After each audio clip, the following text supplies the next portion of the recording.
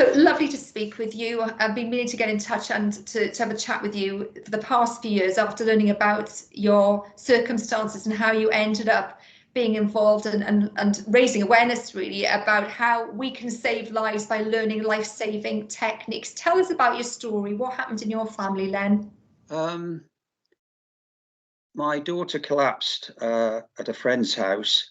It turned out that she had a cardiac arrest. At the time, people didn't recognize that she was having a cardiac arrest because she was young. She was 25. Anyway, we got a phone call in the house to say that my daughter had collapsed and she was breathing funny. She wasn't breathing normally. So I said, dial 999. They dialed 999. In the meantime, I went round to the house, her friend's house, got there the same time the paramedics. I went into a very strange, not a parent mode, a doctor's mode. I went in with the paramedics who were starting to attempt CPR on her. I could tell immediately looking at the ECG trace, which is a trace of the heart, that the heart had stopped. It wasn't in a shockable rhythm. There has to be a particular rhythm for your heart to be in before you can apply a defib. She wasn't in it. They gave her a concoction of drugs, and over quite a number of minutes, they managed to get her heart into a shockable rhythm. But it was like, it wasn't my daughter I was looking at. It was like somebody else. And I keep questioning myself many times afterwards, why did you go into that mode? Because I knew exactly what they were doing to her. You know, I'd worked in casualty. I knew what they were doing. Anyway, they managed to get her heart restarted, but unfortunately there'd been quite a number of minutes. Just to add the science into it, that every minute that you don't start your heart, the chances of you surviving drop by 10%.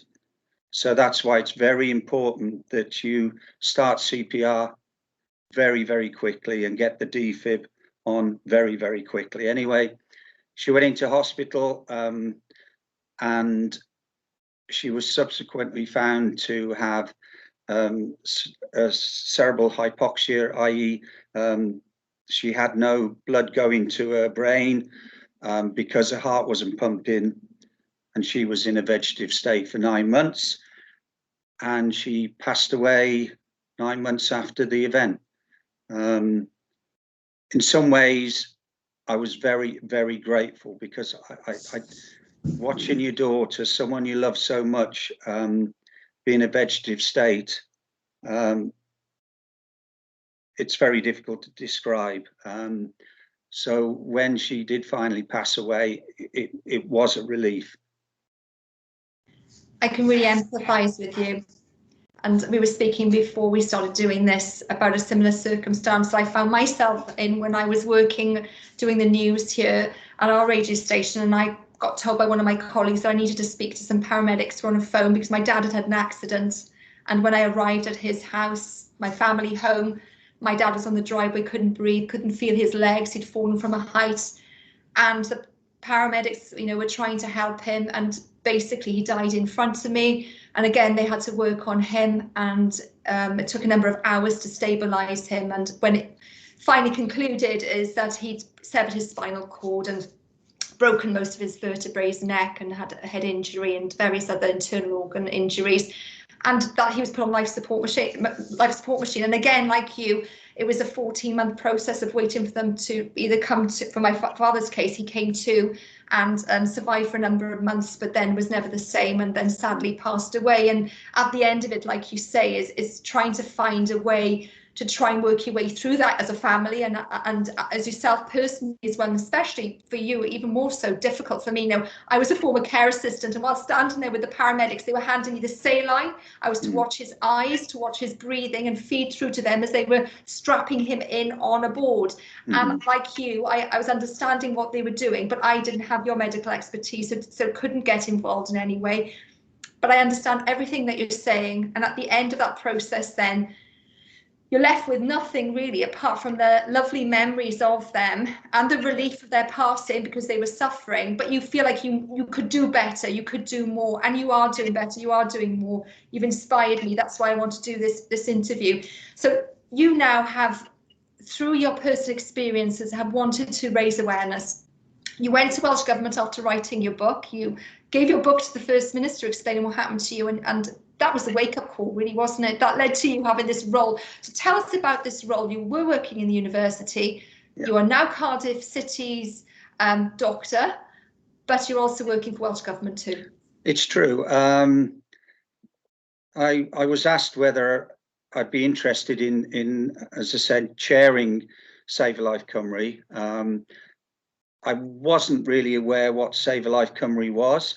So I had to do a little bit of digging, and it was really everything I wanted to do, but it was under an official umbrella of the Welsh Government.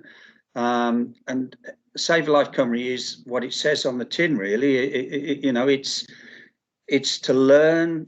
First of all, it's to recognise somebody is having a cardiac arrest, which is not easy. I mean, you've got to look at them and recognise it.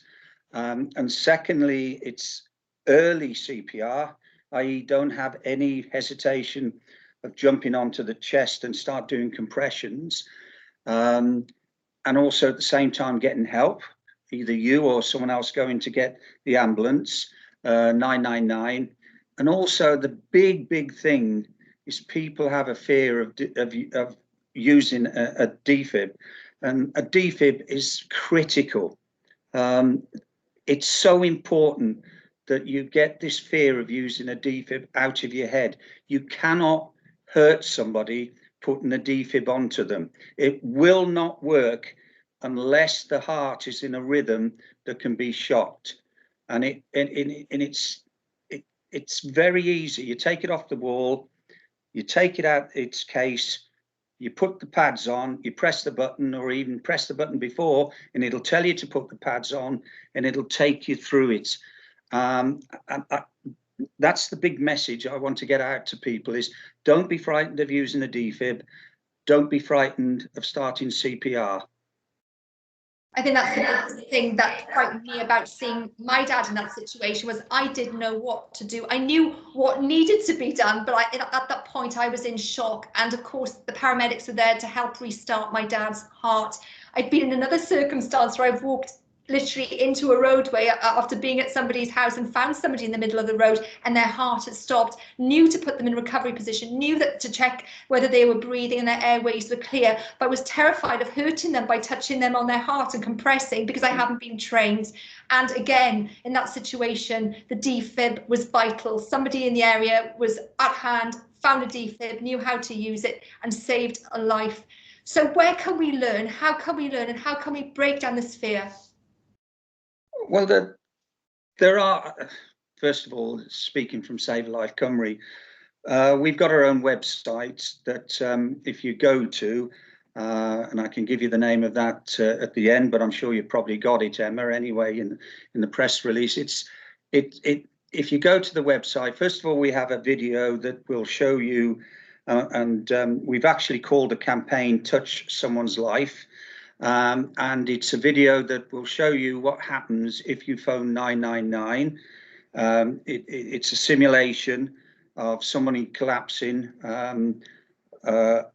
husband collapsing, wife comes into the kitchen, son comes in, and it takes you through what happens when you phone 999, how you start CPR, what you expect to hear from the operator. Also on the website for Save a Life Cymru is a list of organisations that we have as partners for Save a Life Cymru that all provide CPR training and actually help you if you're looking at purchasing a defib. So I would, again, say, stress, go to our website and it'll tell you everything you need to know. How important is it that we have this skill? How many lives could be saved each year if just one or two of us was actually able to pass on this skill. Okay, if I do, as an academic, go into the statistics, we have about in Wales 6,000 people that have an out of hospital cardiac arrest, i.e., an arrest doesn't happen in a hospital. A significant proportion of those have them in the home. So it obviously goes to say that someone in the household should have learned, or should be looking at learning CPR, because that's where the vast majority of out of hospital cardiac arrests occur. So it is important, as I said, that we have such a low survival rate in Wales that it's, I'd say, hovering around about 5%. So you don't have to be a genius to work it out from the 6,000 to 5%, how low our figures actually are. If you look at people like Scotland and England, their out of hospital survival rates are double ours. And if we could double our out of hospital survival rates, we are looking at probably saving about an additional 330 people a year. Now, in Europe, there's some countries that are, particularly Norway, that have got it up to 25%. So again, they're looking at well over 1,000 people a year extra saved. And each one of these people that survive, or should I say, hospital cardiac arrest, let's flip it, let's flip the coin. They have a family, they've got relatives, they've got a life, and that's all gone. Whereas if we learn a very basic technique, CPR, and it is a very basic technique, we can save them.